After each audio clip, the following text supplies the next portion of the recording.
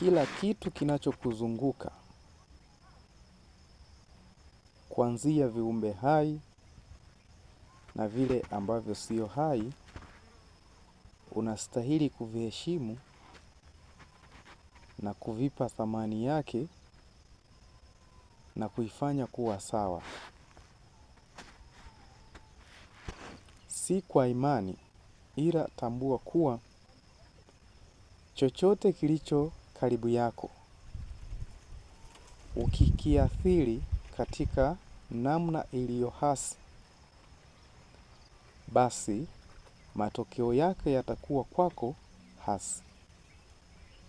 Na ukikiathiri kinachokuzunguka katika namna iliyo chanya, basi matokeo yake yatakuwa kwako katika namna iliyo chanya. Maana yake ni kwamba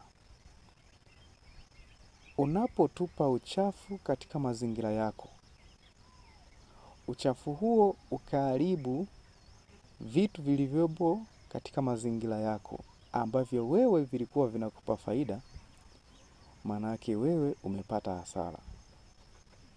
Si kwamba uchafu umepata hasara.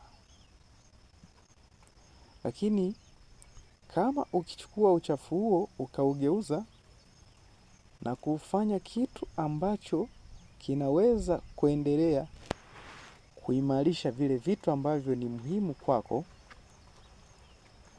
basi utafanya vitu muhimu kuwa muhimu zaidi na kupatikana zaidi. Kwa mfano, kama bustani yako ilikuwa imeishiwa mbolea, ukatoa magugu katika bustani yako na kisha kuyageuza yale magugu kuwa mbolea, na mbolea hiyo ukairudisha katika bustani yako, maana yake bustani yako itaweza kupendeza zaidi kuliko kawaida ambavyo ilikuwa. Kiwango chako cha kuweza kuelewa kama unaheshimu vitu vinavyokuzunguka ni pale ambapo utaweza kuheshimu vitu vidogo vidogo. Kwa mfano, kuona huruma ya kukanyaga sisimizi, mende, lakini pia hata kuamua kukanyaga kwa kutumia miguu yako bila kuvaa kitu chochote mguuni. Hiyo yote ikiwa ni ishara ya kuonyesha unapenda vitu vinavyokuzunguka.